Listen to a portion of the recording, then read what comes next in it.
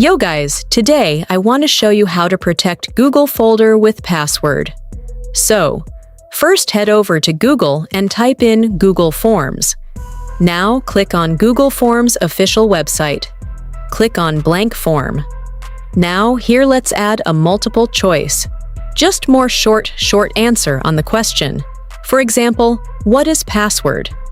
Here, click on required. Click on 3 dots here. Click on Response Validation. Here put in text. For example, here choose password must contain password 123. Now, head over to Settings and go to Responses and choose Response. Validate. And here, just copy. Go to Google Drive and copy your desired file that you want to protect. For example, let's copy this one. Click on, for example, Share and Copy Link. And that's it, guys.